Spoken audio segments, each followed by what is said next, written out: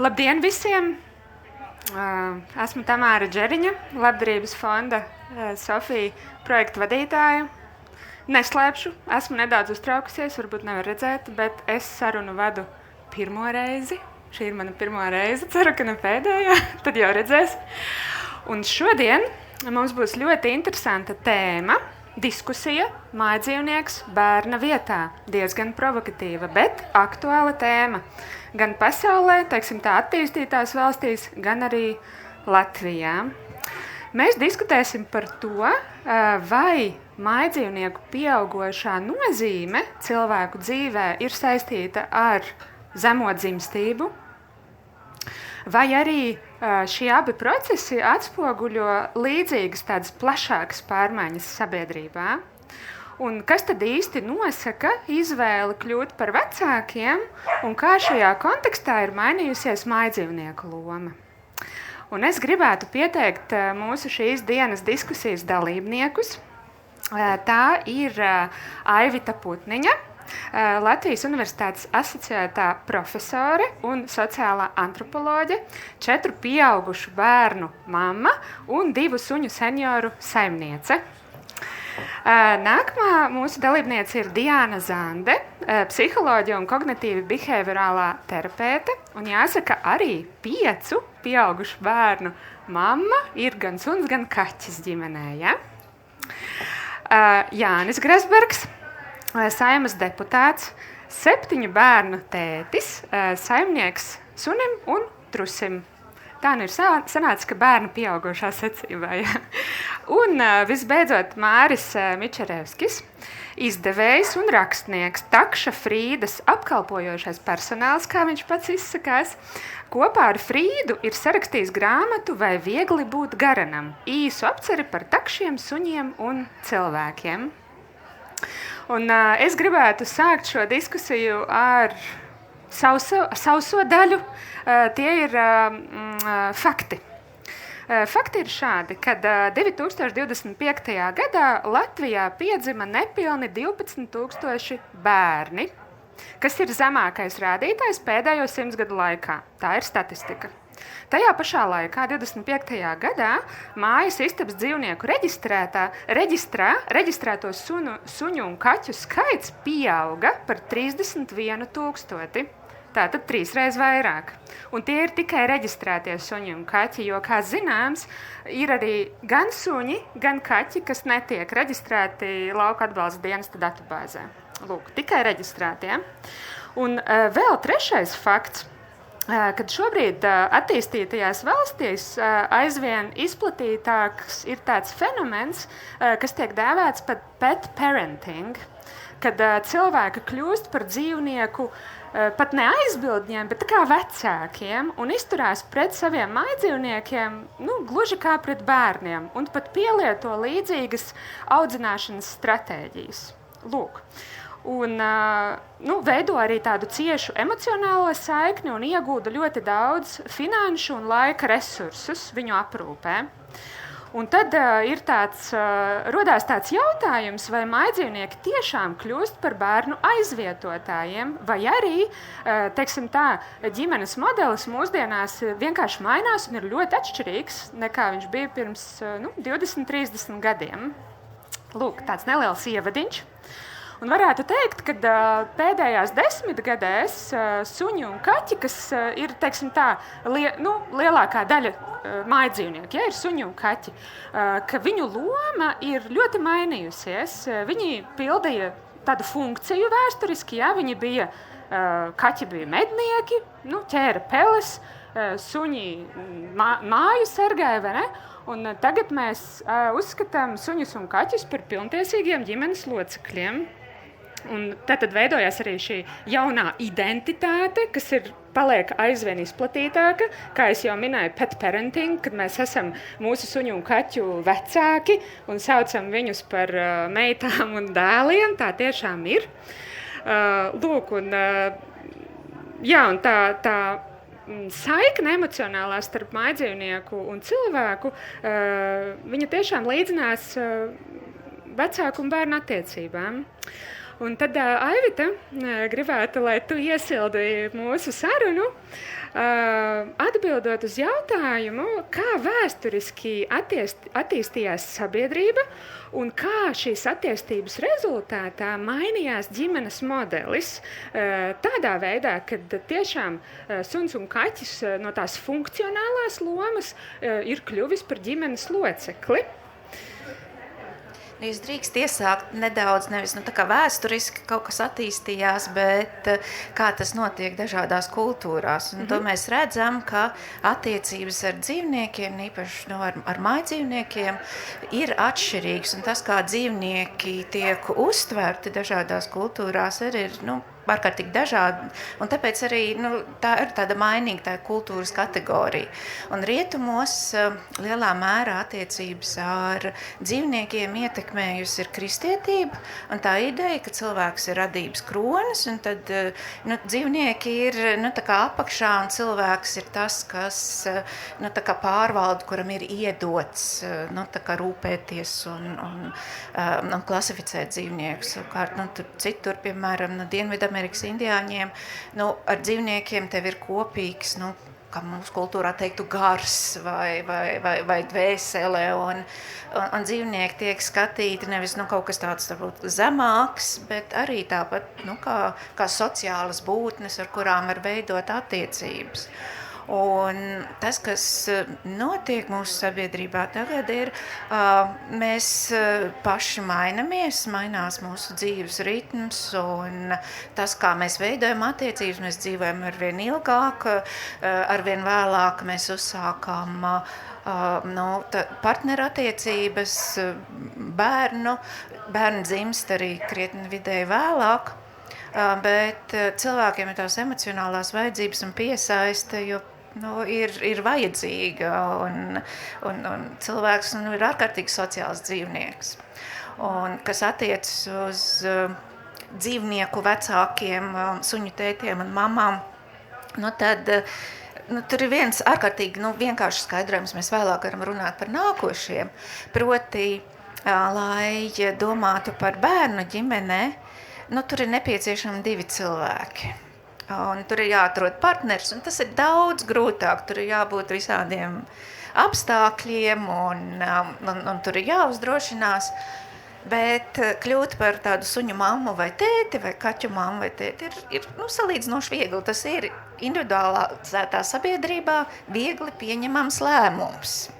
Un tur ir uzreiz šī emocionālā atdeve, un tad lielā mērā dzīvnieki jau nav pie tā vainīgi, bet cilvēkiem ir savas emocionālās vajadzības, un tur tas dzīvnieks spēja mums palīdzēt. Un tāpat pie tiem korgijiem var redzēt, cik cilvēki ir ārkārtīgi laimīgi. Ne jau tam korgijam droši vien vajadzīgs ir tas, lai viņi paņem klēpī, bet tam cilvēkam.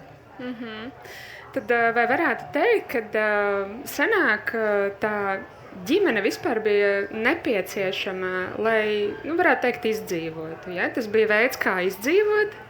Tad šobrīd mēs varam arī kā indivīdi veidot, pelnīt naudiņu, iet uz darbu, samaksāt rēķinus. Mums vairs nevajag ne vīru, ne sievu, lai mēs varētu pilnvērtīgi dzīvot, teiksim tā. Jo agrāk jau viss bija pavisam savādāk, vai ne? Pirms kādiem 200 gadiem tad tā būtu problēma. Āfrikā joprojām ir problēma, ka tu nolien kaut kur viens pats, un tad cilvēki domā, ka tev ir kaut kādas ļaunas domas, jo kāpēc, lai cilvēks gribētu kaut kur nolīst viens pats? Un mēs savukārt dzīvojam no tādām normām, ka nolīst vienam pašam patiesībā ir ārkārtīgi labi, bet kādu brīdi tā kā sametās vientulīgi. Un tad, tā kā mēs kļūstam un šīs vērtības mums mainās, un tie dzīvnieki ienāk vienkārši tādā mūsu kultūra telpā, un tas viens no veidiem, kur mēs viņus varam ielikt, tie ir radniecības tīkli, kur mēs vienkārši viņus varam kulturāli nosaukt, iedot viņiem nosaukumu. Mēs jau labi arī zinām, teiksim, etnogrāfiskos datos dzīvnieki mājās, viņiem ir bijuši citas nozīmes, viņi ir bijuši darba partneri, joprojām daudz mednieku uzskata savus suņus mazāk par bērniem, bet vairāk par nodarbes partneriem un darba biedriem. Tās ir visas tradīcijas, kā joprojām govis Latvijā tiek nosaukt, citur viņas nenosauc vārdos. tur, kur ir liela lauksaimniecības, tā, tur nebūs katrai un tas, kā mēs dodam vārdus dzīvniekiem, tas viss atspoguļo to veidu, kā mēs mēģinam to dzīvnieku ielikt savā dzīvē. Tagad arī suņu un kaķu saimnieks šķirsta vārdu kalendārus, ja, un rūpīgi izvēlās, un varbūt tur kaut kā saistībā ar numeroloģiju, un kāds tad būs liktenis mūsu mājdzīvniekam, un temperaments, kurā mēnesī piedzimis. Jā, un svin dzimšanas dienas saviem suņiem, un vārda dienas, un tos nabaga suņus apģērbis visādās, tajās, kā viņus apģērbj, un liek viņiem sēdēt, fotografēt, liek viņus sociālos tīklos, dara tieši to pašu, un tādā ziņā ar dzīvnieku varbūt pat ir vieglāk veidot attiecības, un to es arī redzu, ka mani studenti, viņi daudz labprātāk raksta kādus pētniecības darbus par dzīvniekiem, viņus mazāk interesē bērni, vai ne? Tā ir. Tur ļoti reti, kad būs kaut kas par bērniem. Būs par dzīvniekiem. Jā, un būtu interesanti arī, Diana, dzirdēt no tevis, no tava skatu punkta, kādas tad vajadzības cilvēks apmierina, kad rūpējās par mājdzīvnieku kā par ģimenes locekli, kā tur ir ar to piesaisti, vajadzību rūpēties un visām šīm lietām, un kur tad robežojās šī veselīgā pieķeršanās, un kad tas jau kļūst, teiksim tā, neveikli, kad jau šie attiecības ar dzīvnieku jau aizstāja pilnvērtīgas attiecības ar cilvēkiem? Šis ir ļoti plašs jautājums, bet es sākšu ar laikmetu ainiņu. Pirms 1,5 gada es biju Japānā, un tas, cik daudz es ieraudzīju bēbīšu veikalus suņiem, mani vienkārši apgāza, un tas, cik daudz es redzēju uz ielas elegantus ratiņus, kuros sēdēja saģērbts sunītis. Un šie te pieaugušie, it kā normāli funkcionējošie cilvēki izturējās pret šo suni kā pret zīdaini, tad man patiesībā radās ļoti daudz jautājumu par to, cik liela ir vientulība konkrētajā sabiedrībā, cilvēciskā iespējams atsvešinātība, ja ir tā vēlme tik un vajadzība veidot attiecības ar dzīvnieku, viņu cilvēciskojot, jo tā man šķiet, es esmu klīniskā psiholoģa, un man šķiet šis drusku tā kā netik veselīgi cilvēcisko dzīvnieku. Dzīvnieks var būt mans draugs, bet viņš nav mans bērns. Es viņu neesmu dzemdējusi. Jā, viņš man ir ārkārtīgi svarīgs, viņam ir milzīga vieta manā sirdī, bet viņš nav bērna statusā. Bērni man ir drusku augstākā statusā, jo dzīvniekam tā ir vieglāk. Viņam vienkārši ir vieglāk, ka viņam ir sava vieta. Bet jā, tātad šis te Japānā piedzīvotais, tie visi rozā, lilā un ārkārtīgi kvalitatīvie ratiņi, tas bija tāds viens piedzīvojums, un otrs, kas līdzīgi korgijiem, ka par naudu var aiziet uz telpu, kurā tu stundu vari būt kopā ar suni. Ar suņiem, un viņi nāk un baro, un tā kā man ir suns, un es suņus protu trenēt un sarunāties ar viņiem viņu valodā, tad visi tie suņi atnāca pie manis. Un tad tā istabiņas īpašniece teica, vai es varētu lūdzu, nē, jo citi arī gribot. Jā, ka tā vienkārši veidot attiecības. Jā, pirmais droši vien tās vajadzības. Tātad kādas ir mūsu emocionālās vajadzības, kuras mēs varam apmierināt ar dzīvnieku, tā ir emocionālā pieņemšana. Mani kāds neviltoti pieņem. Ar kaķiem drusku komplicētāk, bet tur mums varbūt tieši patīk, ka viņš tā kā drusciņi ir aptakalējams, bet suņa pieņemšana ir vienkārši, tā ir bez nosacījuma mīlestība. Sakiet, lūdzu, kur jūs tādu dabonat dzīvē? Realitātei, vai ne? Visām mīlestības attiecībām tomēr kaut kādā laikā parādās arī šie te nosacījumi. Tātad emocionālās vajadzības pieņemšana, spontanitāte un rotaļīgums, kas ir viena no mūsu emocionālajām vajadzībām, un to var kolosāli apmierināt ar mājdzīvnieku, varbūt ne ar bruņurupuci, bet ar kaķi vai ar suni, vai ar šiem te, tā kā tradicionāli dzīvniekiem, kas vairāk mīļ dzīvnieki, to atkal var.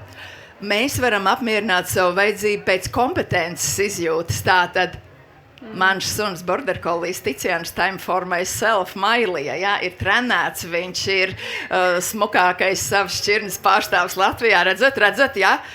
kāds man tur nopelns. Tikai tik, ka es biju normāli un vedu viņu uz suņu skolu. Ja? Bet vispār audzētājs izvēlējās to pāri, bet mēs identificējamies, tā ir mūsu identitāte. Es šī suņa mamma, un tas, ko dara mans suns, tas ir manējais pagarinājums, jā. Un šīs visas, es minu, tās patiešām ir emocionālās vajadzības. Es neminēju vajadzību pēc drošības. Nu, to suns, starp citu, arī var sniegt, ja, ka tā tad viņš rada mums varbūt iluzoru sajūtu par drošību, jo skaidrs, ka ja man nāks kāds laupīt, tad suns nebūs šķērslis, ja, bet ilūziju viņš man rada. Un arī vajadzība pēc robežām suns iedod. Ar to, ka man ir jābūt mājās, man viņš ir jāpabaro. Es nevarēšu šovakar pēc lampas dinderēt kaut kur prom, man ir jābūt mājās. Respektīvi, visas cilvēka emocionālās pamata vajadzības, ja mēs skatāmies no tādas terapeitiskās skatu punktu, šis suns mums var iedot. Ja? Turklāt vienkāršākā veidā nekā ar bērnu. Ja? Mums ir mazāk iespēja piedzīvot vilšanos. Sāpes un to, ka sunīts neklaus. Tie, kam ir kaķi mājās, ja bērns kaut ko saplēš, kā tev tā gadījās? Ja kaķis kaut ko saplēš, mincītim gadījās. Vai ne? Vai ne? Mēs pilnīgi citādi. Mums ir vieglāk piedot, mums ir vieglāk. Mums neuzkrājas sāpinājumu, aizvainojumu. Es neturu aizvainojumu uz savu sunu, kurš pirms mēneša atrada smirduli, nenormāli izvārtījās tajā un atvilkās mājā un smirdēja 2 dienas. Ja? Lai jau sunīšam tiek. Tā kā šeit, ja mēs tā paskatāmies, bet tas ir tikai viens skatu punkts, mēs patiešām varam ļoti, ļoti daudz ko dabūt no suņa vai no kaķa. Jautājums ir, vai šī dzīve ir paralēli arī attiecībām ar cilvēkiem? Vai mēs norobežojamies, kā Aivi teica, ja, ka tagad ir nolienam, vai mēs vēl joprojām esam sociāli dzīvnieki tajās vidēs, kur varbūt mums ikdienā jāfunkcionē. Mēs vieglāk sarunājamies ar suni nekā ar savu mammu. Halo! Šis laikam nav gluži labi, vai ne? Tad, vai varētu teikt, ka tā robeža, kur tas ir ok un kur tas vairs nav normāli un absurdi, ir, cik mēs esam sociāli, cik mēs turpinam būt sociāli ar citiem cilvēkiem un tomēr mēģinam arī veidot partneru attiecības ar cilvēkveidīgo? Redz, nav arī, kas tad ir normāli un nenormāli, jā? Normalitāte ir sociālā konstrukcija, par ko mēs vienojamies, kas noteiktā laikā ir normāli. Bet, protams, mūsu sabiedrībā joprojām tomēr, tā kā norma ir veidot vispirms attiecības ar cilvēkiem, spēt runāt ar otru cilvēku. Un te man ienāca prātā, mums ir vairāk menkoni un mums ir daudz kaķi bijis, šobrīd mums ir 3 kaķi. Iegādājoties savus kaķus, un patiesībā arī ar suņu audzētājiem, bieži vien ir tāda, man novērojums ir, ka liela daļa no šiem cilvēkiem ir ļoti komplicēti komunikācijā ar cilvēkiem. Ja, ļoti, bet izcili komunikācijā ar dzīvniekiem. Un, ja tas viņam palīdz piedzīvot foršu dzīvi, tas ir ok. Nevar pateikt, tas nav normāli, bet manā izpratnē tomēr suni ietīt autiņos, autiņu biksītēs ielikt, ja, un uzlikt viņam kaklā grabulīti, tad man šis ir jautājums, cik tam suņu saimniekam ir gadu, cik viņš ir nobriedis. Paldies. Aivita kaut ko gribēja piebilst. Jā, es varu piebilst, tad tā ir tā robeža, Diana parāda šī kultūras robežas, jo viņai tas nav pieņemami. Nākošajam, jo tas būs pieņemami, un, teiksim, turpinot to pašu Japānu, tur ir vēl viens solis tālāk, tur vairs nav suns, bet tur ir suņa robots, kas kavē laiku veciem cilvēkiem, un viņi veido šo te sadarbību, un viņš caur to mākslīgo intelektu mācās labi komunicēt. Un patiesībā tas robots kļūst par vienīgo tādu atbalstu punktu, un īpaši Covid laikā Japānā, kur ir šī ārkārtīgi lielā veco ļaužu kopiena, tas bija viens no mentālās veselības uzturēšanas veidiem veciem cilvēkiem, kas viņiem bija droši. Tā kā, es domāju, ka mēs iesim vēl tālāk, un varbūt, pēc gadiem 10 Diana teiks, ka šitais ir pilnīgi ok, arī tās autiņbiksītes. Tieši tā, vai ne? Kurš kādreiz, kad mēs piedzimām, teica, ka normāli ir aizsūtīt e-pastu, nevis vēstuli, ja? Vai ne? Bet es šeit gribētu arī, vienkārši, kamēr jūs runājāt, es atcerējos, kad braucot uz Itāliju, uz Spāniju, tur tā aina pavarās, pat savādāka nekā Latvijā. Suņi ir visur. Viņi pat ir lielveikalos. Viņi visur var būt. Un nes kāpēc viņi uzvedās ļoti pieklājīgi. Varbūt tieši tāpēc, ka viņi drīkst būt, visur. Un viņi ir ļoti labi socializēti. Un, jā, tur suņus ļoti mīl. Es pat nezinu, ko tur mīl vairāk, suņus vai bērnus. Liekas, ka suņus. Un tur ir raksturīgs ļoti tāds arī, tā saucamais baby talk. Kad tu ieraugi kucēnu, ja, kas notiek, kas tu mīļamiņš, un viņiem tas ir ļoti raksturīgi. Tā tieši kā kultūra, kultūras. Bet tur ir viena lieta iespējams, ka tie suņi ir audzināti. Un, ja es būtu pie teikšanas likumdošanā saistībā ar suņiem, tad es pilnīgi noteikti ieviestu šo normu, ka tu drīkst ņemt suni. Nē, tu drīkst viņu turēt savā sētā, kā vien tu gribi, bet tiklīdz tu parādies ārpusē, sunim ir jābūt apmācītam, nevis dresētam, sauc, ko grib, bet viņam ir jāspēj būt sabiedrībā, un sunim nav lielākas tiesības kā cilvēkam. Nevienam nav lielākas tiesības kā kādam citam. Un šis gan man šķiet ir tāds, tādas normālas līdzās pastāvēšanas jautājums, lai mēs suni vai savu kaķi nepaceltu pār citu cilvēku tiesībām vai vajadzībām. Tieši tāpat kā starp citu mēs to daram ar saviem bērniem, kas nejādz uzvesties dažreiz. Es zinu, ka kungi vēl netika pie runāšanas. Es gribēju turpināt patiesībā to pašu piemēru pret Lielbritāniju, kas ir izteikta suņu kultūra. Un tur suņiem ir lielāka privilēģija nekā bērniem. Un par suņiem rūpējas vairāk un uztraucās vairāk nekā par bērniem. Bērni ir tad patstāvīgi viņi paši.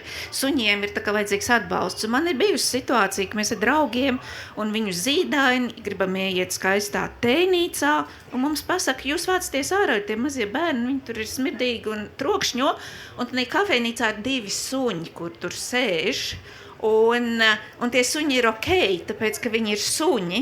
Un tie bija mēs, kuram zīdaini ir jāizvācās un jāmēģina atrast kaut kādu būdiņu, kur mēs varbūt dabūsim to savu tēju. Un tā ir tā kultūras, tā attieksme, kādu mēs veidojam. Un Latvijā tā suņu kultūra sāk lēnām mainīties. Kaut kāda noteikuma mums jau projām ir, ka visi suņi pie pavadas un vislabāk ar uzpūrni. Paldies. Jā, un tad es Jānim gribētu dot arī vārdu. Pētījumi apliecina to, ka šī pet parenting vai tā kultūra, kurā cilvēks identificējās kā vecāks savam mājdzīvniekam, viņi ir izplatīta tieši valstīs, kur ir pazemināta dzimstība, vai arī, bērnu radīšana tiek atlikta uz vēlāku laiku, vai vispār cilvēki izlem, ka viņi negrib radīt bērnus. Lūk. Un vai no tāda politiskā un demogrāfijas skatu punkta ir jārēķinās ar to, ka vispār ģimenes modelis un priekšstati par to mainās.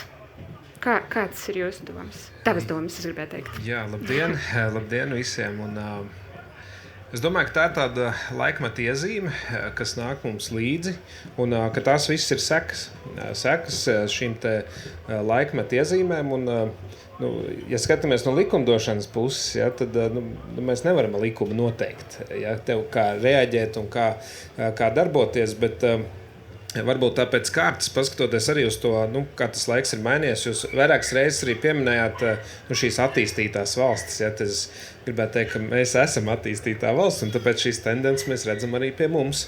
Un tas tā notiek, un tās ir tās laikmeta iezīmes. Un tas arī, ko es saimā kā deputāts esmu darījis, kad tā tāda nemitīgā cīņa arī par cilvēku prātiem, kur īstenībā šīs te pašas apmācības es centos ieviest arī ar likumu, ar šādu diemžēl šo priekšlikumu neapstiprināja, tā kā mums bija šīs te diskusijas, ja, kur mēs vienmēr tā kā sakām, ka hei, mums ir problēmas ar klaiņojošiem dzīvniekiem, te pašā laikā mēs neredzisinām to audzēšanas pusi, ja, lai viņi tā stingrāk sakārtotu, lai mēs nodefinētu arī lietas, kad ir jāapmāca tas, kurš pirks, ja, lai nav tā, ka viņš nopērk šo dzīvnieku un pēc 3 nedēļām domā, kur viņu nolikt, jo tomēr netiek galā. Un tās ir tās blaknes, ar kurām mēs cīnāmies. Es arī savā ģimenē ļoti labi redzu šo te attieksmi pret dzīvniekiem. Ja es skatos uz savu bērnību, ja, tad es atceros suni pie ķēdes, Omei laukos. Pirmais tāds atmiņa. Pēc tam jau suns, kas brīvi skraida pa pagalu. Ja. Pēc tam jau suns, kas nāk iekšā mājās. Ja. Un tagad suns, kas guļ arī gultā. Ja. Tā ir tā evolūcija, ja, kā tas ir noticis. Un arī man es laiku mājās saka, ka suns ir tā kā mūsu mājdzīvnieks, mēs viņu mīlam. Meita saka, ka nē, ka tā ir tā kā māsa. Es saku, nē. Es saku, nav viņa māsa. Es saku, nav mums 8 bērnu ģimenē, mums ir 7. Un tā ir tāda trusa, gan viņi tā kā, nesauc par ģimenes locekli, to viņi uzskata tomēr par mājdzīvnieku. Jā. Tā kā ir arī atšķirības starp sugām. Jā. Tas nav tā viennozīmīgi, bet tas ir, es runāju šobrīd par 14-gadīgu bērnu, ja, kurš man visu laiku mēģina iestāstīt, ka tā ir. Bet par to atlikšanu, patiesībā šo lietu mēs ar sievu arī bijām nomanījuši, ka jaunieši uzsāk kopdzīvi un, lai nostiprinātos savās karjerās, ja, tad izvēlās šo mājdzīvnieku. Jo mums katrā vienā jau instinkts ir, un tas vecāka instinkts. Un, lai to instinktu apmierinātu, tu paņem sunīti vai kaķīti. Ja? Mēs tur iedalāmies suņu cilvēku, kaķu cilvēku. Un līdz ar to tu to karjeru jau vari aizvilkt līdz 30 gadiem, un tev to bērnu tā kā neprasās. Ja? Un tā ir laikmeta iezīme, un tā tas notiek. Un tāpēc tiem, kuriem ir tāda stipri izteikti tā būt par vecāku, ja tas instinkts, tad tie arī ir tie, kas to dara. Un tad mēs, kad bijām 6 bērnu vecāki, tad mēs to noskatījām, un ar sievu tā kā vienojāmies, tad ņemam suni, un arī, tā kā atliekam vai, tad paliekam pie 6, bet suns mums nepalīdzēja. Tā kā mums ir 7. Ja, tā kā uz manu paudzi tas tā nestrādāja. Ja, bet man tā liekas, tur arī ar tiem bērniem un karjeru un visu to, tas ir tāds, vai tur droši vien jau jāprasa ir, kas ar to psiholoģiju vairāk strādā un to visu, kāpēc tā ir, ka tāpatās, tas laikmets ir viens, bet kādiem tomēr ir arī vairāk tie bērni, ja, kādiem ir mazāk, un tāpatās tās karjeras arī neizpaliek. Ja. Var to visu apvienot, bet tur ir jābūt kaut kādiem šiem te priekšnosacījumiem. Bet tas, kas ir ļoti jāņem vērā uz priekšu skatoties, ja, ka šī tendence, ko redzēja Japānā, viņa būs. Jo es atceros, es kādus 15 gadus vai 11 gadus atpakaļ, kad biju ASV, un te es arī novēroju to, ka tam sunim ir pavisam cita vieta nekā pie mums Latvijā. Un ka tie suņi, ko es satieku parkā un uz ielas, ir pavisam savādāki. Viņi vispār savādāk reaģē. Un, ja man no bērnības tāds ir ieaudzināts, ka, ja tu redzi suni, tad pie viņa nedrīkst iet, viņš var iekost. Ja? Tad tur ir apmēram pretēji, tu droši drīkst iet papajāt. Ja? Un ka mēs pat šobrīd liekam virsū jau sunīšiem jau uz sāniem kādus uzrakstus, kad lūdzu nepaiet, ja lūdzu nebarot vēl kaut ko, ka cilvēks jau ir pieredzis, kad apmēram ierauga dzīvnieku un skrien klāt. Tā kā man pašam ir šokolādes labradors, ja, tad, un viņš ir audzis 7 bērnu ģimenē, tad mani bērni arī pieraduši tik ļoti pie tā suņa, ka man arī visu laiku viņiem ir jāsaka, hei, jūs pie visiem nedrīkstat tā iet klāt kā pie mūsu Deizijas, ja. Viņi ir savādāk auguši. Un šīs ir lietas, kur mums kā sabiedrībai ir daudz tā kā jāmācās un jāapgūst šīs te lietas, bet tas, ko es gribu teikt uzņēmējiem, to gan tā ir jauna niša, ja, kas ir atvērta, mode mājdzīvniekiem, kosmētika mājdzīvniekiem. Es varu pastīties arī no šīs te veterinārās, jeb zootehniskās puses.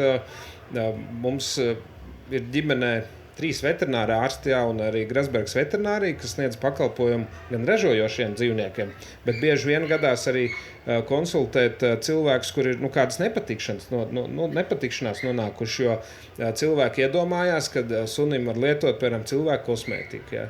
Skaidrs, ka tam sunim pasliktināsies veselība, mums jāiet pie vetārs. Tieši tas pats ir ar apģērbu. Nepiemērots apģērbs šiem te mājdzīvniekiem, kas ieaug, kas nobērž, kas izraisa dažādas nepatikšanas.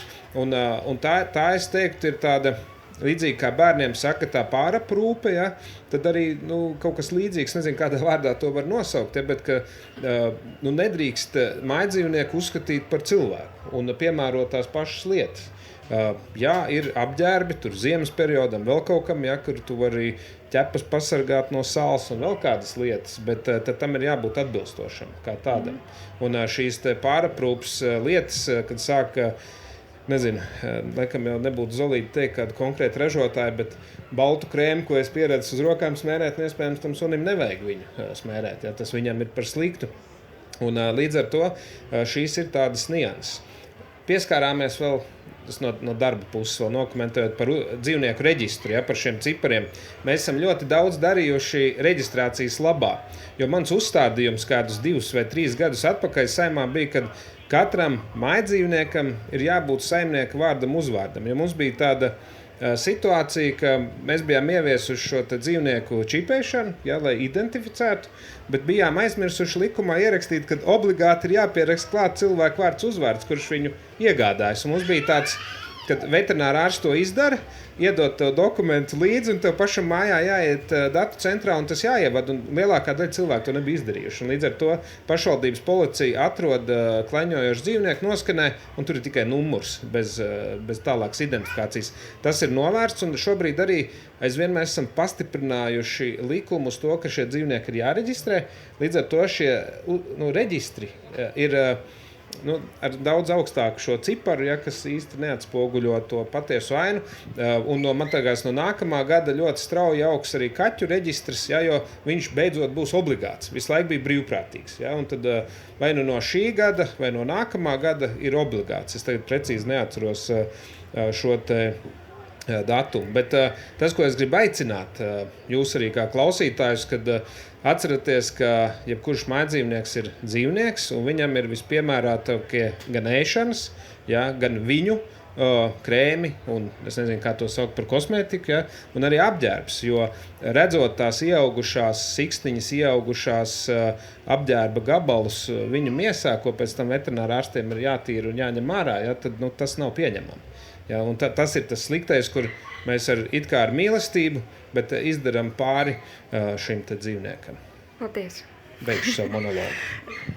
Mēs ļoti priecājamies arī Sofija fondā, ka tā skaitā kaķu reģistrācija būs obligāta lieta. Bet, jā. Lai cik dīvaini tas būtu, tas bija tik grūti. Tā bija tāda cīņa. Un tas tāds, es atceros arī aizliegums turēt suņus pie ķēdēm. Tas nebija vienbalsīgs saeimas balsojums. Tā bija cīņa vairāku mēnešu garumā. Meitenes krata galvas, kas piedalījās līdzi, ja, kur mēs mēģinājām pārliecināt to, kad viss beidzās. Un man nāca vēl daudz kolēģi klāt un teica, bet kā man omē tas suns laukos? Un es saku, kad omē tas suns tad varēs palikt kā ir, bet jaunu jau ome nopirks, tad lai sāk pieradināt vismaz, lai koridorī dzīvo. Kā tad man? Ja, šis, lai tiem citiem, kā tur citiem, bet ja mans suns ir pie ķēdes, tad principā es esmu pret šādu te noteikumu ieviešanu, ja, un tas ir, droši vien nav gluži par tēmu, bet vai mēs spējam saprast un nodalīt savas personiskās intereses no dzīvnieku interesēm un vajadzībām. Un te ir tas, ka viņam ir citas vajadzības, viņš ir dzīvnieks, viņam pat tiešām nevajag, ja viņš ir, teiksim, tā kā mums ir border collijas vilnājums, viņam nevajag vestīti. Nevajag, jā. Ja viņš ir plikiņš kaut kāds, tad viņam vajag, jo viņš salst. Jā. Un vai mēs saprotam to, kur mēs izdarām labu un kur mēs izdarām sliktu, vai mēs balstāmies tikai no savas skatījuma uz šo? Jā, par likumdošanu tad droši vien varētu daudz runāt. Es esmu runājusi. Bet došu vārdu arī Mārim. Jā, Māri, mēs tagad visi daudz vairāk cilvēki kopš tavas grāmatas iznākšanas arī pastarpināti uzzinājām, ka ir tāda Frīda, ko viņa vispār domā par cilvēkiem un tā tālāk. Un tad es gribētu, ka tu pakomentē, kā tu raksturotu savas attiecības ar Frīdu, kas ir taksītis, jā, ir tāds garš suns, kā cīsiņš, taksīts. Un vai šis suns Frīda jums ir kā ģimenes loceklis vai, jā, kā tur īsti ir?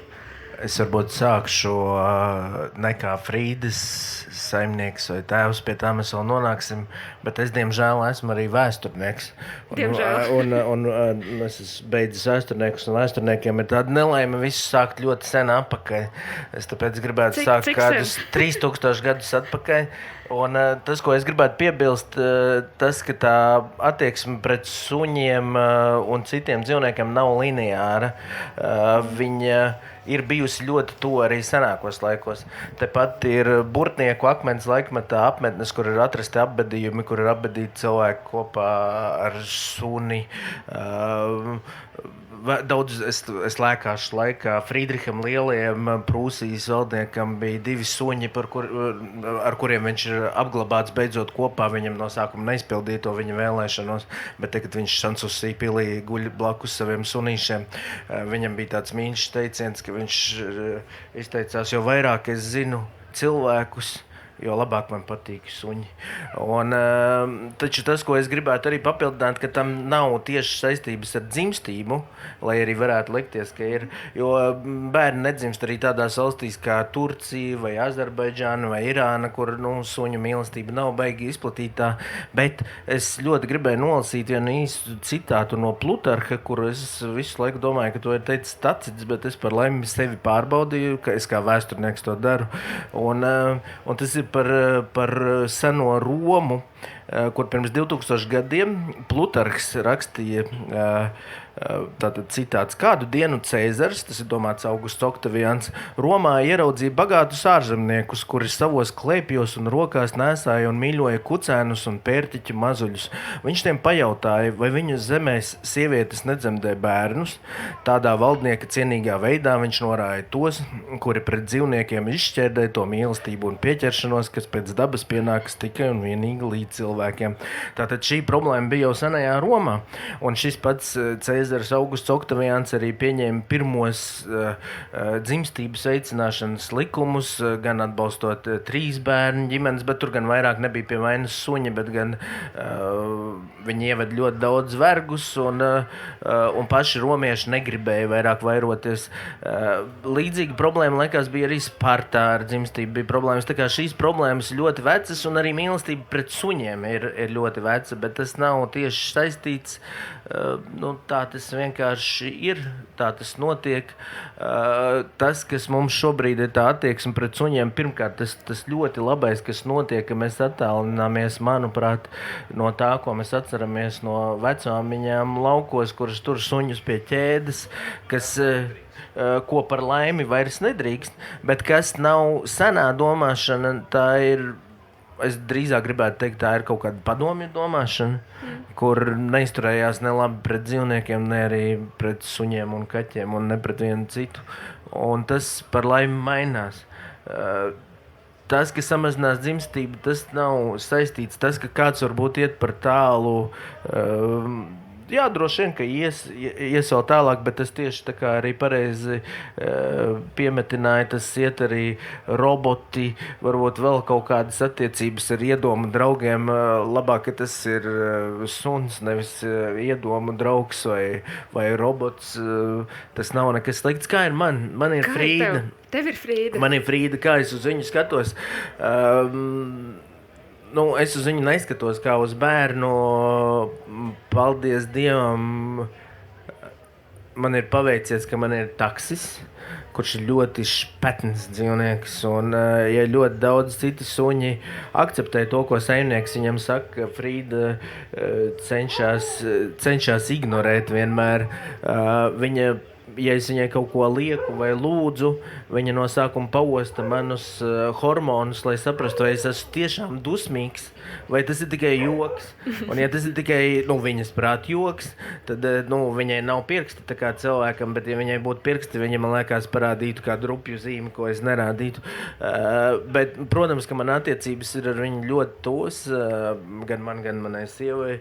Viņa ir droši vien ģimenes loceklis, bet es to neuzskatu par tādu kā kaut kādu bērna aizvietotāju, bet es to vairāk tad skatos tādā, kā jūs teicu, vēsturnieks, tādā 1000 gadus senā pagātnē, kur mūsu senči skatījās uz lielāko daļu no dzīvniekiem, nevis no radības kroņa perspektīvas, bet kā uz šīs pasaules kolēģi, viņš redz savādāk pasauli. Es no Frīdas varu ļoti daudz ko mācīties. Droši vien, ka no visiem dzīvniekiem var daudz mācīties.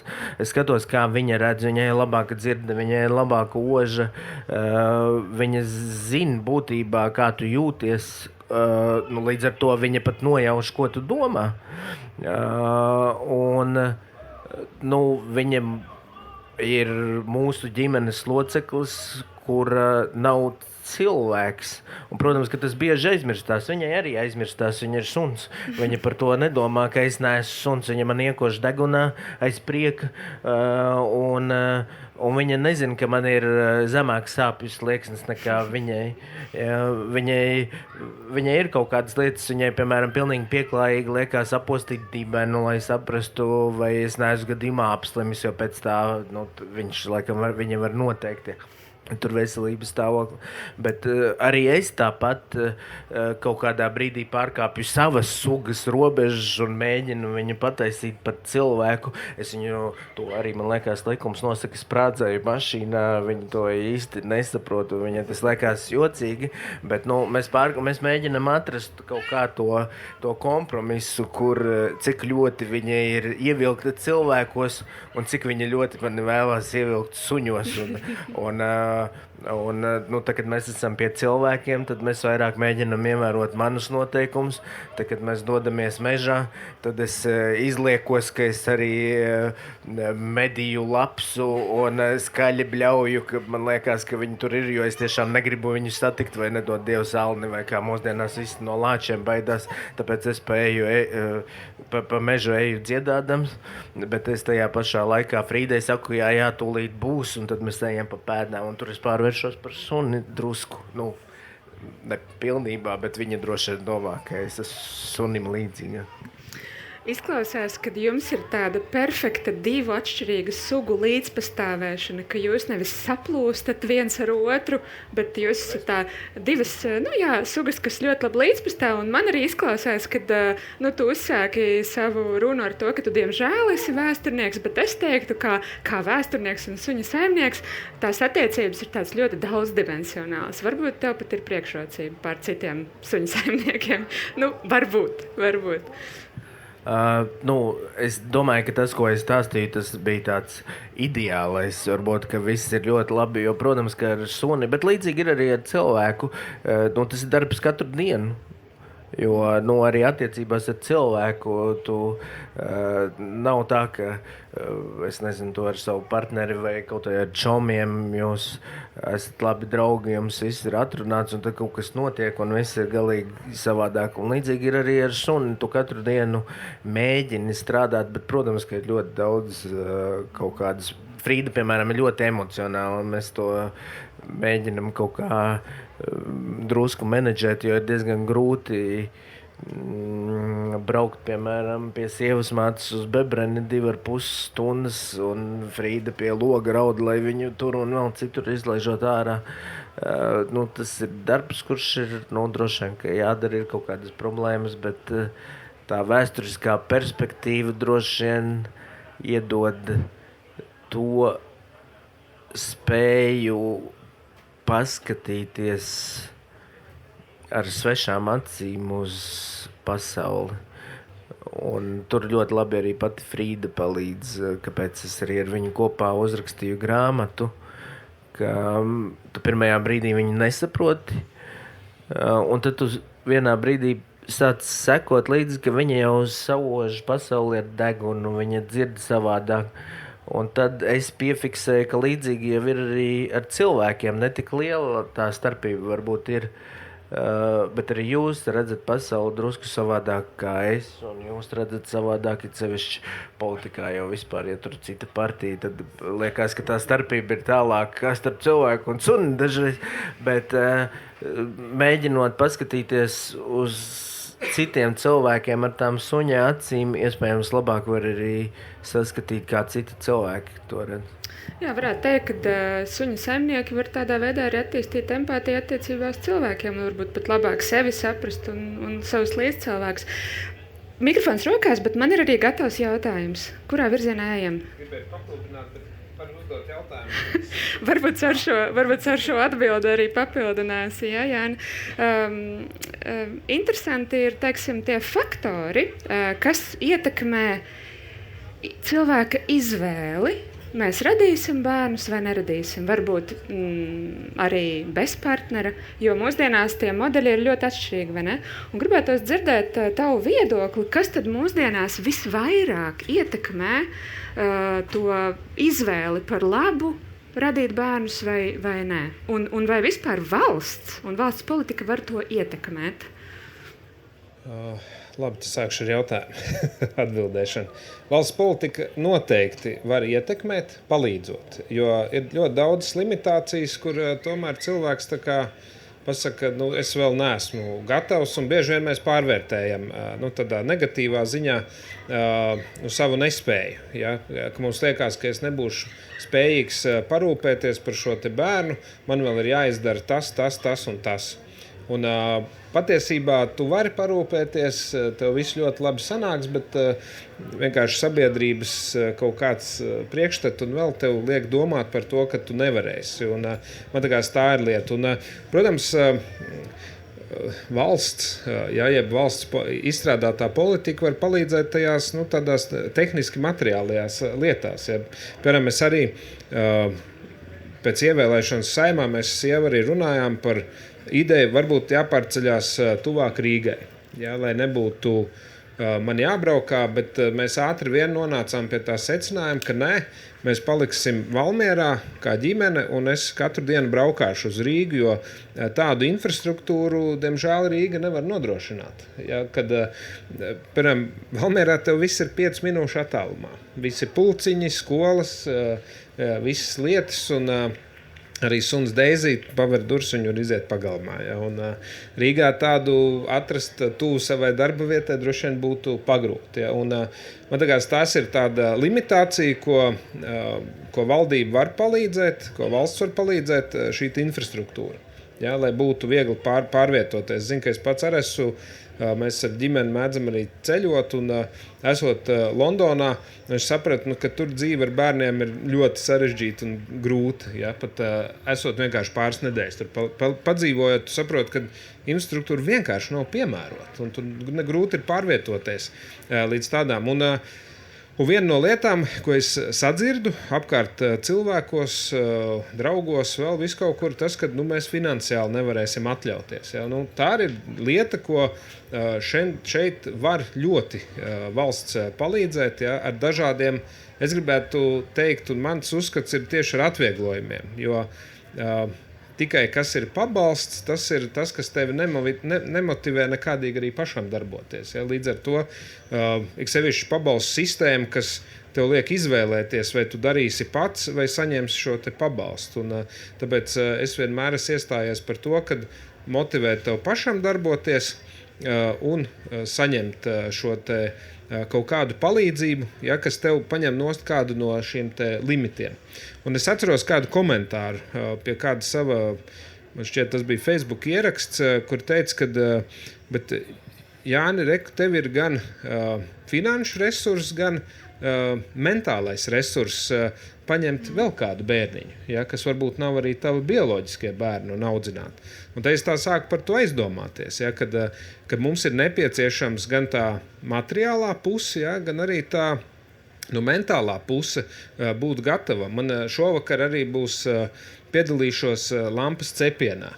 Un tad es zinu, ka mēs mājā ar sievu runājam, viņš saka, tevi 7 bērni nevar izvest no pacietības, ja, tad kā to izdarīs tie komiķi, ja, un tad ej droši, te jau izdomās, ko atbildēt. Ja, un man tagad tā ir tā, ka mums ir nepieciešams tas iekšējais resurs.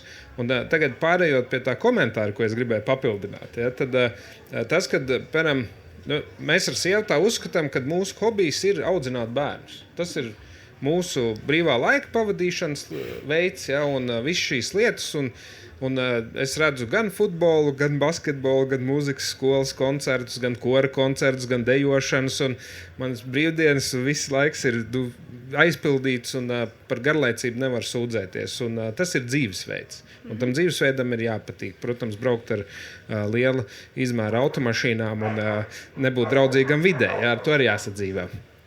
Bet suns mūsu ģimenē arī Trusis Baltiņš, viņi māca bērniem daudz lietas, un viņi man ir arī kā palīga līdzeklis gan pie atbildības, ja, gan mazākajiem mācīt, ka nedrīkst raustīt ausi, ja, un kad sunītim arī ir jūtas, ja, un viss šīs lietas tu vari iemācīties, viņam pēc tam jau būt par tādu pilntiesīgāku sabiedrības locekli, ja, kur, protams, ir reizes, kad Baltiņu būri arī es tīru, ja, jo, tu jūti, ka tur sācis smagot ir un viss ir skolā un nav, kas tu izdari, bet bija solījuši to izdarīt, ja, tad tu to izdari, bet tu iemāci šo atbildību. Mēs gribējām trusīt, mēs viņu gribējām visu kopā, un tas ir ļoti liels palīgs, ja, kur ir šī tāda empātija, un es gribētu teikt, ka šajās attiecībās iegūst abi divi. Ja, gan tas dzīvnieks, gan arī cilvēks, kurš no tā var daudz mācīties, un galā tās ir attiecības. Diana? Es drusciņi tā kā apmulsu, vai šeit ir demogrāfijas diskusija, bet tāpēc es atgriezīšos pie tā suns bērnu vietā, dzīvnieks bērnu vietā, un iespējams kāds no jums, kas klausās, par to domā. Mēs esam jauns pāris, mēs gribam, un mēs apsveram šo dzīvnieku kā, piedodiet, pagaidu variantu, izmēģinājumu variantu. Respektīvi, dzīvnieks mums būs kā šis ģimenes loceklis, kā kāds, kas gaidīs mūsu mājās un patiesībā pildīs šo emocionālo funkciju, attiecības, rūpes, sadarbību. Tad es ļoti rosinu jūs pieņemot šo lēmumu par dzīvnieku kā ģimenes locekli, nevis kā bērnu, domāt par to vismaz tikpat rūpīgi, kā jūs domājat, kad pērkat jaunu mašīnu. Jūs tur ļoti apsverat visus par un pret, ja? Un tieši tikpat rūpīgi būtu jādomā arī par un pret bērnam un arī dzīvniekam. Tātad nevis pērciet border collie, jo viņš ir gudrs. Viņš ir gudrs, bet ja jūs ar viņu nestrādājat, tas ir lielākais posts, kādu jūs varat dabūt, ja? Nevis pērciet pēc skaistuma, vai man patīk, bet gan pēc tā, cik šis suns slimos, cik viņš prasīs resursus, cik viņš ir jāapmāca. Nevis jāmīl, bet jāapmāca, vai ne, jo ar mīlestību vien ir par maz. Tā tas ir, cik viņš izmaksā uzturziņā, cik viņi slimo ar kādām slimībām. Ja tā kā esiet ļoti tādi racionāli, mēs vēlamies ģimenes locekli, un mēs uzņemamies atbildību, un tas ir ļoti līdzīgi kā ar bērnu, vai ne? Tie paši jautājumi ir jāuzdod. Un vēl domājot par to, ka mēs viens otru ļoti mīlam un gribam sunīti, varbūt pagaidām, kamēr mūsu attiecības ir vismaz 3 gadus, lai mēs saprastu, vai mēs joprojām viens otru mīlam, un mums šķiroties nav jādala suns, kurš ir bērna vietā. Ja, tā kā man ļoti gribās, lai šī ir tāda vismaz no manis tas sausais atlikums, pieņemam atbildīgus lēmumus. Izvēloties suni, un ja mums šobrīd nav vēlēšanās vai nav plānā bērns, tas ir normāli. Visiem nav jābūt ar 5, 6, 7 bērniem. Ja? Bet arī suns ir atbildība. Kā teica Saint-Exupéry, mēs esam atbildīgi par tiem, kurus esam pieradinājuši. Paldies. Lai izdodas. Es gribēju atgriezties pie tā sākotnējā jautājuma, bet es pirms pakomentēt par Māri teikto. Protams, mēs tagad runājam, kā mainās attiecības ar dzīvniekiem, bet Māris stāsts bija labs piemērs, antropologi to sauc par daudz sugu etnogrāfiju. Proti, skatīties ne tikai, ko mēs tā kā redzam, bet arī domāt par to perspektīvu vai acīm, caur kurām mēs skatāmies.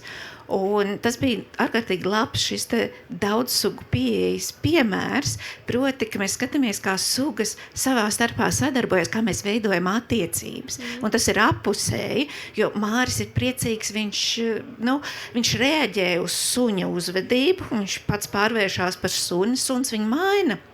Un savukārt viņš maina suni, tad, kad viņš apost, vai Māris tiešām šito ir domājis nopietni. Un tad mēs padomājam no šīs perspektīvas par citām sugām, ar kurām mēs sadzīvojam. Un tas mums ļauj saskatīt dzīvē pilnīgi jauna veida attiecības. Nerunājam par suni, teiksim, par skudru. Ja? Un kāpēc mums pēc skudrām ir citādāks vai pret odiem? Bet atbildot par to demogrāfiju, tā kā mēs mēģinām pievilkt klāt, Latvijā ir ārkārtīgi interesanta lieta, proti, ka valsts politika ir bijusi 2., 3. bērna veicināšanai pēdējā gadā. Proti, ja jums piedzimst tur 2., 3., 4. bērns, atbalsts paliek arvien lielāks. Un tas, kas ir noticis, tā politika tiešām strādā. Mums tie bērni, kas ir piedzimuši gandrīz 12,000, tie lielākoties ir 2., 3. bērni. Tie nav pirmie bērni. Un Latvijā, tā šaurā vieta tagad ir tas pirmais bērns, kas agrāk, kas vēl nav tā politikas lieta. Un tur savukārt ir tas uzdevums, kādā veidā cilvēkus pieradināt un jaunieši savā ziņā, viņiem doto ideju, ka suns varbūt nav vienīgā ideja par to, kā es varu gūt gandarījumu dzīvē. Un es atceros, kādreiz jau diezgan sen Valmieras slimnīcā bija tāds projekts, kur vidusskolas jaunieši, viņi gāja zemdību namu tikties ar pāriem, kuriem bija tikko piedzimis bērns. Un es lasīju to jauno puišu reakciju uz to, kā, viņi runāja ar jaunajiem tēviem.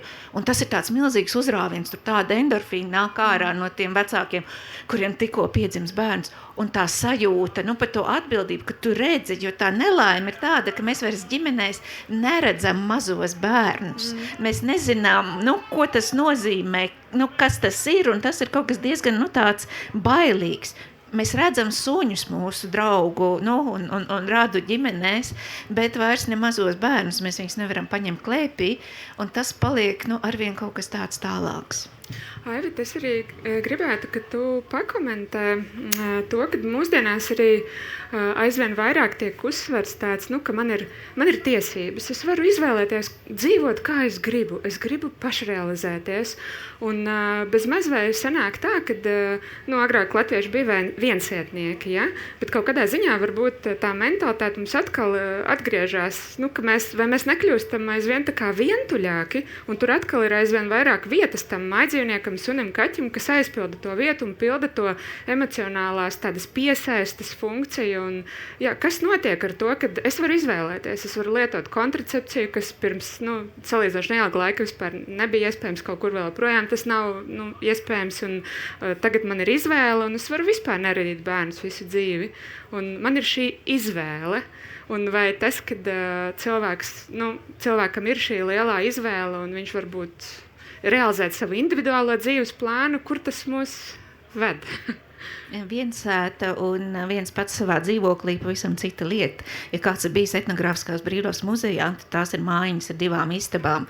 Un tādīs 2 istabās tad dzīvoja visi kopā un visi ģimeni gulēja iespējams vienā gultā. Tur pat 4 cilvēki. Tā nav bijusi tāda vientulība vai viensētības gars tā kā agrāk. Bet tagad drīzāk tās ir mūsu attiecību veidošanas prasmes. Un tur mēs iekrītam, mēs runājam par jauniešiem, kā viņi uzsāk savas attiecības. Tad ļoti bieži, lai būtu pietiekami drosmīgs un veidot attiecības ar to otru cilvēku, jauni cilvēki piedzerās. Un tas viņiem noņem to robežu, un tad viņi spēj iepazīties un atvērties tam otram cilvēkam. Un tā varbūt ir tā lieta, un pret dzīvniekiem atvērties ir vieglāk un vienkāršāk. Bet tās ir, tomēr cita veida attiecības, kā Diana arī teica. Un tās attiecības mums ir jāmācās. Un tas nav tikai par jauniešiem. Es arī nesen runāju, mums bija intervija ar vienu pāri, kur bija nodzīvojuši kopā tur vairāk par 10 gadiem, un viņi aiziet uz pāru satikšanos vietējā draudzē, un tā sieviete saka, un beidzot mans vīrs pēc tiem kursiem, cik mēs tur visam tos gadus 10+ kopā, viņš pirmo reizi mūžā pateica, es tevi mīlu. Teicu, un tas bija tik skaisti. Bet, kad es iedomājos, kā tie cilvēki ir dzīvojuši, tos 10+ gadus, mēs paši sev, kādreiz rokam to bedri, kurā mēs iekrītam. Tātad problēma varētu būt arī tajā, kad mēs vairs nemākam veidot cilvēciskas attiecības. Tur arī laikam ir vieta sarunai par sociālo attīstību, kā mēs arī, kā, suņu saimnieki, mums ir savs profils, tur Instagramā ir suņu profils, un tā mēs iedarbojamies profils ar profilu. Jā, un to, ko mēs redzējām, tur analizējot dažādas programmas bērniem, piemēram, vardarbības novēršanai, ka tā problēma ir, ka ne tikai bērni nespēja atpazīt un nosaukt emocijas, bet arī viņu bērndārza skolotājs, lai vispār strādātu ar tām programmām. Un tas ir kaut kas tāds, par ko mums noteikti ir jādomā, ja mēs gribam domāt par kaut kādu uzrāvienu, un bērnu audzināšanu tagad vienu bērnu uzaudzināt ir daudz vairāk līdzekļu un investīciju emocionālu nekā pirms 100 gadiem 12 bērniem. Tie standarti ir mainījušies, prasības ir mainījušās. Un tas tad kļūst par tādu nepaceļamu lietu, kā es varu uzaudzināt bērnu, ja es pat nevaru partneru attiecības, kuras tur ilgst ilgāk pa gadu vai cik noturēt. Vēl jau ir tāda lieta, ka Latvijā ir vairāk sieviešu nekā vīriešu. Tas nav noslēpums. Nav tā? Nē, tas ir tā, kad mums ir tā vīrišķība, kur vīriešiem sev jāpierāda. Viņi pierāda, viņi sev apkauj līdz pusmūžam, un tad sievietes paliek vairāk. Tātad sievietes paliek vairāk kurā vecumā? Tas vairs nav reproduktīvais vecums, ja? Nē, tas ir vēlīnais reproduktīvais vecums. Kad vēl varētu, bet... Jā, kur apvēršās, jo piedzimst vairāk puikas nekā meitenes mums, un tā līdz cik tur tiem 38 vai cik gadiem, es tagad negribu samelot, tur šis te apvēršās, un tad jau, 60 gados, tur jau ir milzīgs tas sieviešu pārsvars pār vīriešiem, tāpēc, ka viņi neiet pie ārsta, viņi nerūpējas par veselību, viņi mēģina parādīt, ka viņi kruti džeki dzerot, un kādreiz neturot vai braucot ar mašīnu, kurai, varbūt neiznāca naudas drošības sistēmām, un tur, vai darbā sevi kaut kādā nogāžās no stalažām, vai noslīkst, tagad 40 mums bija noslīkuši, viņi vīrieši ir ap 40 gadiem visi. Noslēdzot šo tēmu par to, kas tad nosaka izvēli par labu audzināt bērnus ģimenē vai mājdzīvniekus, tāds personīgs dabas jautājums tev, Māri, jums ar sievu, kas bija tas iemesls, kāpēc jūs izvēlējāties ģimenē audzināt suni, nevis bērnu? Mēs esam domājuši par bērnu, bet mums negribas. Un es domāju, ka tas ir laikmets, kurā negribas bērnus. Un es domāju, ka es attiecībā uz demogrāfiju esmu ļoti pesimistisks. Tādā ziņā, ka es nedomāju, ka viņi izdosies uzlabot, jo dzimstība krītās pat tādās pēdējās valstīs, kā Saharas, Āfrikas valstīs, pēdējos 20 gados par 25% jau samazinājusies dzimstību. Galu galā arī manis pieminētajā senajā Romā pieņēma likumus, lai uzlabotu dzimstību. Bet Romas iedzīvotāju skaits pilsētas Romas samazinājās no miljoniem pat 2 miljoniem līdz 20,000 100 gadu laikā. Viņi sabruka un es domāju, ka bērnu kādu laiku būs arvien mazāk un arvien mazāk, un tad šajās visās valstīs dzīvos mazāk cilvēku. Latvijā droši vien dzīvos 500,000 cilvēku, vai tā kā 13. gadsimtā Latvijas teritorijā dzīvoja visticamāk kā 200,000 cilvēku. Un uz vienu cilvēku, cik tur tie suņi un kaķi? Ja? Bet suņi un kaķi tas ir atkarīgs no kultūras. Es domāju, ka viņi būs. Un vienkārši tā ir tāda realitāte. Tas laiks kaut kā mainās. Neviens nav atbildējis ne senajā Romā, ne arī mūsdienās, kāpēc tie bērni nedzimst. Es arī nevaru pateikt, kāpēc man negribās. Man negribās. Nu, ja man prasītu izēja racionāli, kāpēc tu gribi vai negribi, es nevaru uz to atbildēt. Es arī nevaru racionāli pateikt, kāpēc man vajadzēja suni. Es nezinu. Man kaut kā gribējās, un es domāju, ka līdzīgi ir arī ar bērniem. Un es domāju, ka tajā varbūt mums ir pārāk daudz laika, lai racionāli atbildētu. Varbūt mēs pārāk labi dzīvojam, lai racionāli spētu atbildēt. Jā, varbūt.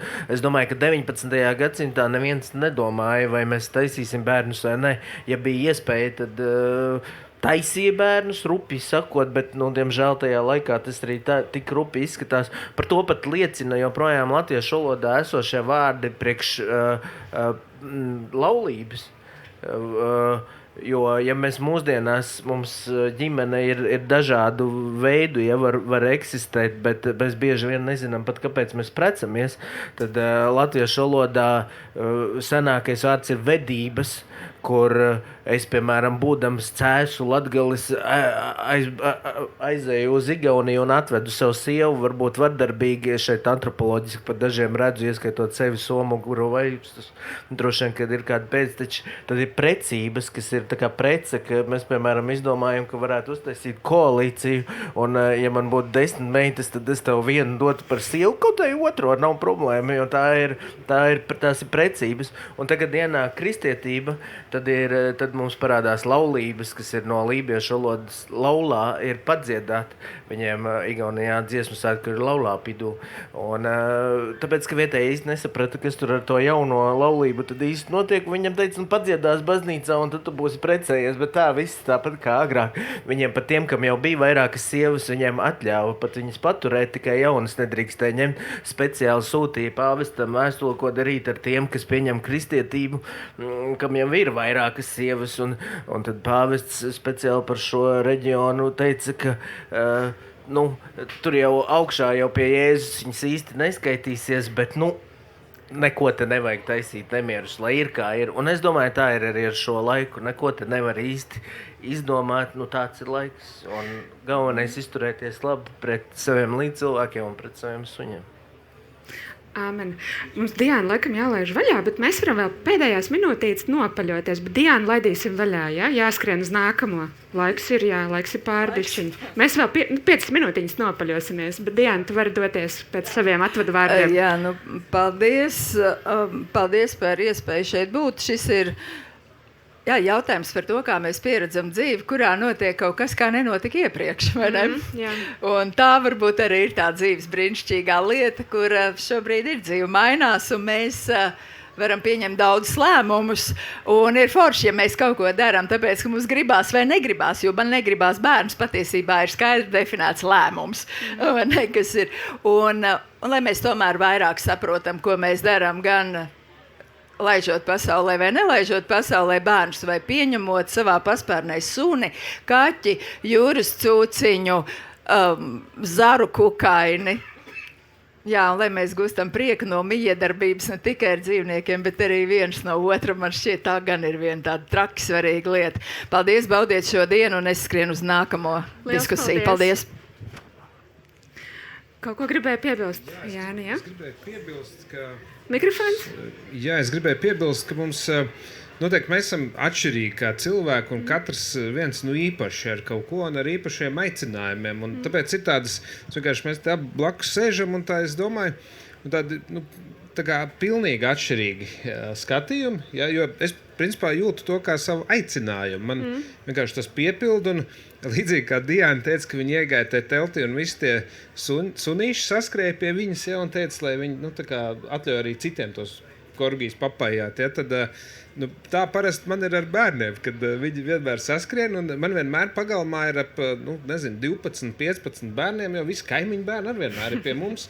Un tāpēc tas tāds, mums ir futbola komandas, un vēl viss kaut kas, ja, ko mēs tur organizējam un daram.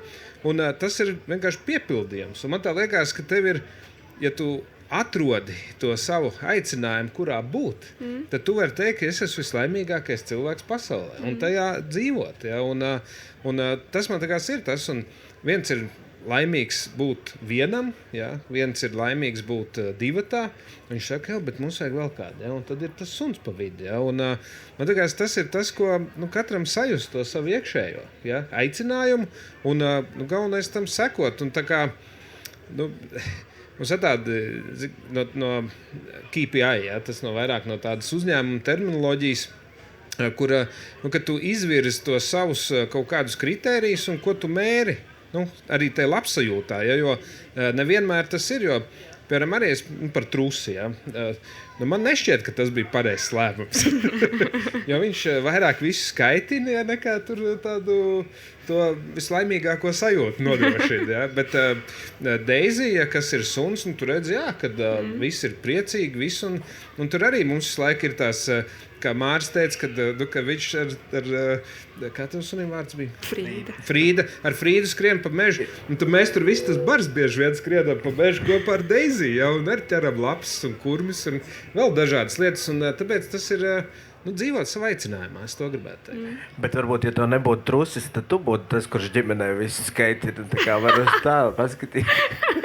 Tā kā jā, kas nenotiek tāpat vien, tā kā varbūt tas pat bija labs lēmums. Un par to, kad divas partijas, ja, un tad ļoti grūti, ka mēs skatāmies pat tā kā uz atšķirīgām sugām, tad man ir tā laime strādāt prezidijā, kas ir Saeimā, kas nodrošina visiem to darba kārtību. Un viens no pamatnoteikumiem, ka ir jāspēj strādāt ar visiem. Es starp citu paņēmu pauzi no politikas vismaz uz 3 gadiem tieši Frīdas dēļ, jo es sapratu, ka tajā brīdī, kad es sāku ar suni runāt par politiku, tad laikam vajag vismaz uz kādu brīdi paņemt pauzi. Tā kā mēs šobrīd neesam dažādās partijās, es vienkārši esmu varbūt tavs vēlētājs, bet varbūt ne, to nevar zināt. Jā, paldies. Nedaudz tā kā jau tuvojoties mūsu sarunas nobeigumam un atgriežoties pie šī provokatīvā jautājuma, vai mājdzīvnieks aizstāja bērnu, es nevaru nepieskarties atkal garlaicīgajiem skaitļiem, jo mēs veicām ļoti interesantu aptauju.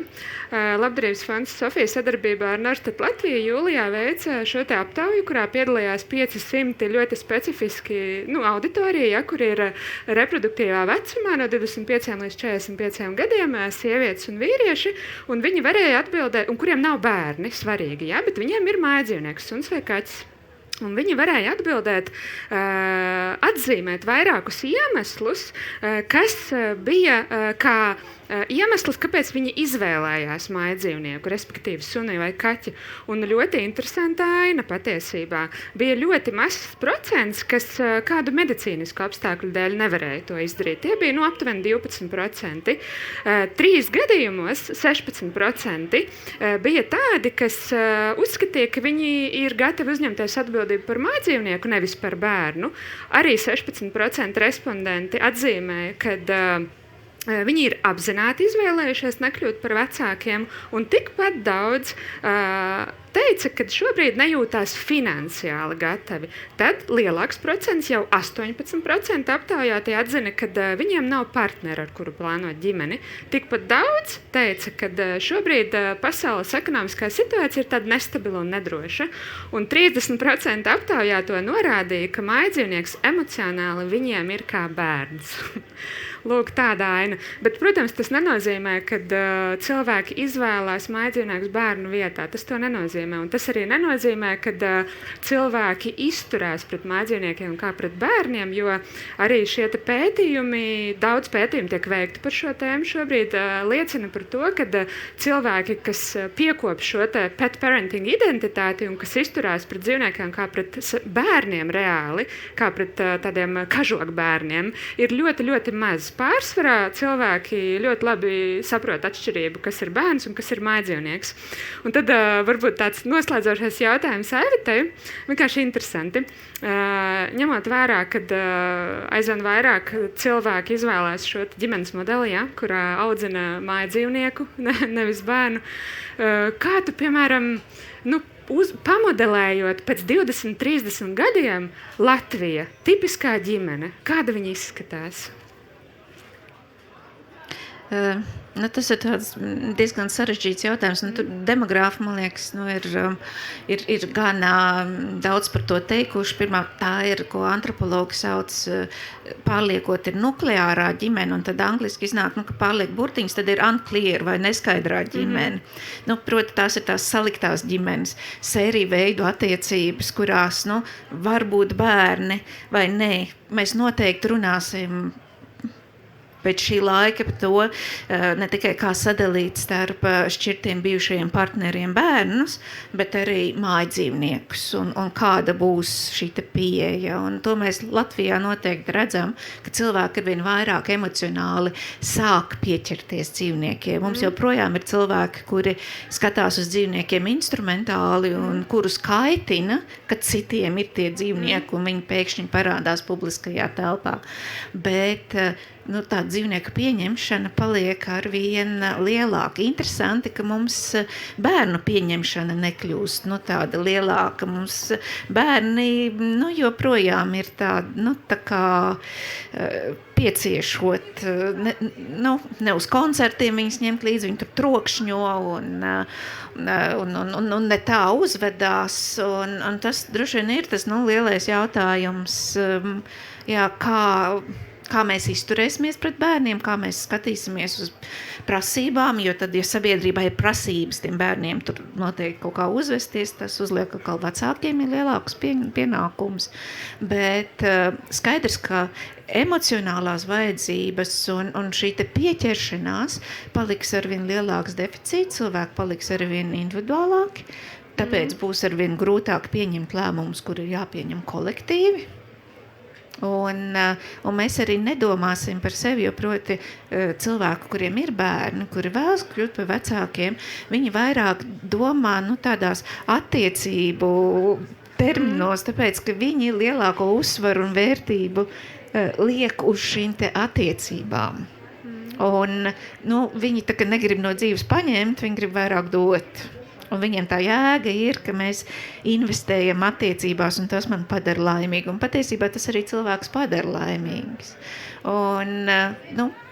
Un tad mums ir visi šie, tā kā mēs sakam, surrogāti, bet tie ir dzīvnieki, tālāk roboti, tās ir mūsu ierīces personāliem asistentiem, kur arī, viņi atbildēs to, ko mēs gribam, un tās attiecības, ir vieglākas, jo, suns tev mazāk runās pretīm kā bērns, un ierīces savukārt runās vēl mazāk pretīm, jo viņas uzdevums ir tikai tevi apmierināt.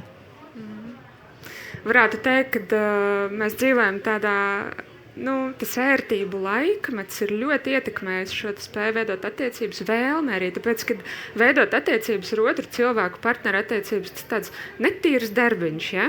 Tad, tā kā tu minēji, runā pretī, neklausa, nedara to, ko es gribu. Tagad var veidot attiecības ar mākslīgo intelektu, iet pie psihoterapeita un stāstīt, kādas tev ir attiecības. Un varbūt nav vērts nemaz veidot attiecības ar dzīves cilvēku.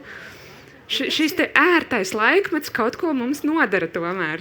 Jā, un tas varbūt nav par ērtumu, bet tas ir tas, kā mēs sevi kā personas iztēlojamies, ka mēs esam tādi apaļi indivīdi, tā kā tādas bumbiņas, un tad sarīvēšanās ar citiem cilvēkiem mums rada neērtības.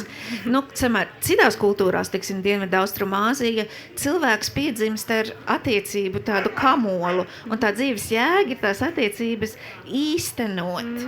Tas ir tā, kā mēs mazā bērnā redzam tur vectētiņu, vecmāmiņas vaipstus, un tur cilvēks jau piedzimst kā persona, viņā ir šis te potenciāls, un tā jēga ir to visu potenciālu izmantot. Ja man ir iespēja radīt bērnus, viņus radīšu, tāpēc, ka es jau esmu piedzimis kā persona ar šo te iedīgli, ka man tas ir dots. Mēs savukārt, tā kā ejam pretējā virzienā, un mēs sevi tā kā sargājam, un tur, tās alternatīvas bērniem kļūst arvien pieņemamāks.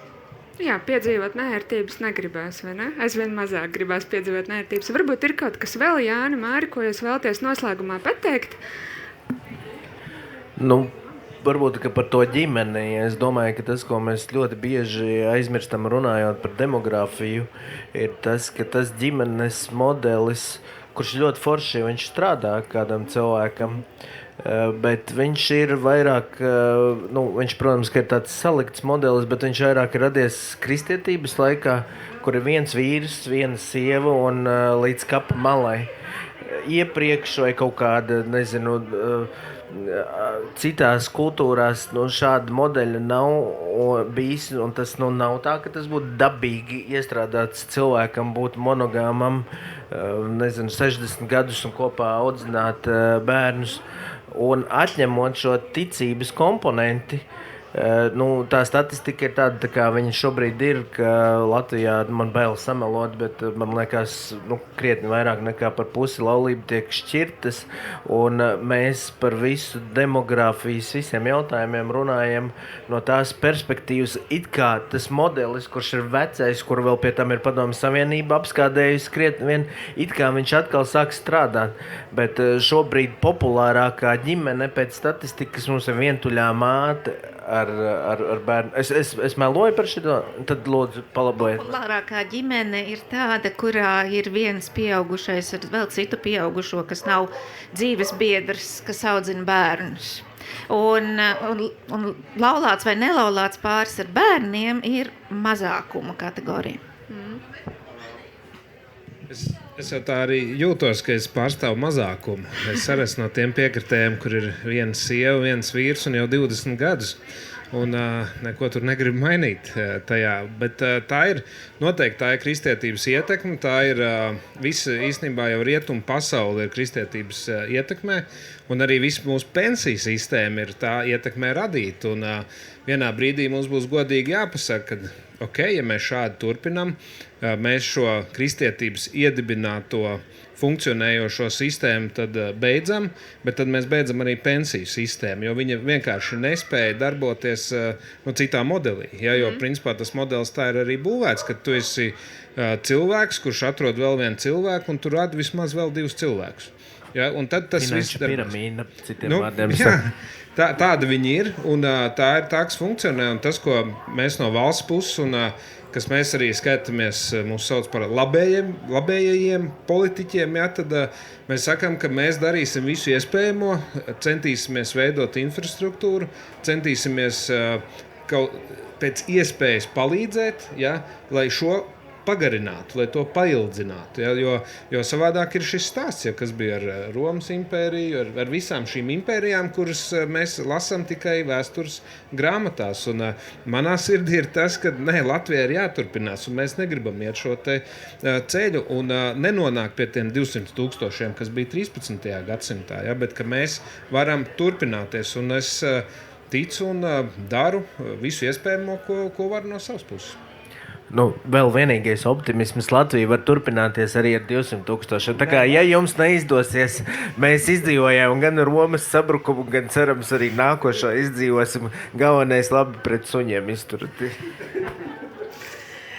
Uz šīs jaukās nots man tomēr jāpajautā, varbūt kāds no skatītājiem grib izmantot izdevību un uzdot jautājumu klātesošajiem. Jā, viena roka.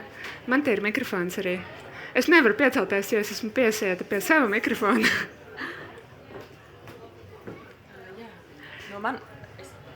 Kas jāspiež? Ir gatavs. No manas puses gan nav gluži jautājums, bet tāda kā replika. Un varbūt ideja tam, kā motivēt jaunos cilvēkus radīt pirmo bērnu. Es esmu 4 bērnu mamma pēc sauciena, bet kaut kādā veidā visus 20 gadus tā mana dzīve nav bijusi vienkārša. Līdz ar to es saviem bērniem īsti nevaru teikt, radīt bērnus ir labi, tas ir pareizi, tas ir forši, un Dievs satraucos.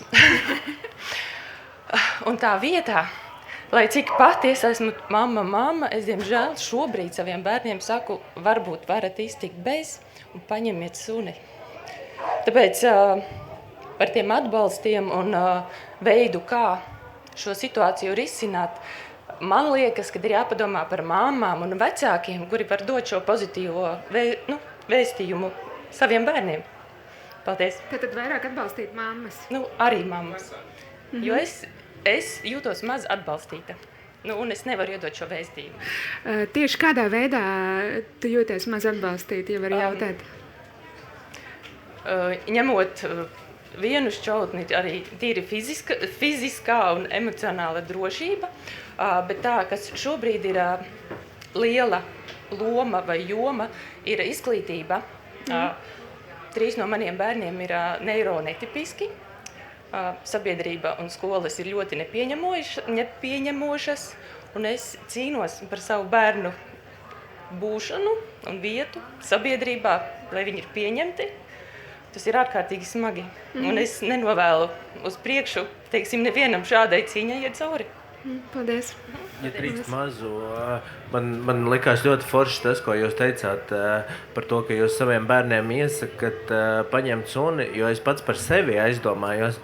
Man īstenībā arī tas, ka es paņēmu suni, drīzāk varētu likt pārdomāt to, ka es varētu gribēt bērnus nevis otrādāk, jo es visu laiku savu apzināto dzīvi tieši domāju, ka es esmu pilnīgi bezatbildīgs un man nekādus bērnus nevar vispār uzticēt.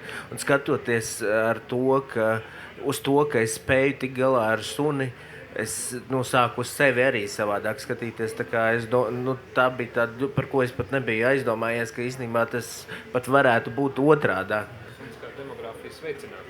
Suns kā demogrāfijas veicinātājs, jā. Es paldies liels. Droši vien, kad šī replika izskanēja pārdomām, tagad vairs neatbildēsim uz to, jo tas ir atkal ļoti, ļoti plašs jautājums par to, par atbalsta sistēmu, par izglītības sistēmu un par īpašajiem bērniem, kas tiek integrēti, parastajās klasiskajās klasēs un tā tālāk bērndārs grupiņās. Bet noslēgsim šo mūsu sarunu uz draudzīgas nots, kad būs pēc 20-30 gadiem gan cilvēki, būs suņi, būs kaķi. Cerams, ka mēs aizvien labāk iemācīsimies viens otru saprast, sadzīvot gan starp sugām, gan arī cilvēks ar cilvēku, jo redzam arī, ka vēl aizvien ir jāmācās cienīt vienam otru, un jāmācās veidot attiecības. Un, tad varbūt es arī teikšu jums paldies. Bija ļoti, ļoti interesanti tiešām. Un varbūt tiekamies vēl kādā sarunā, diskusijā. Un paldies jums liels!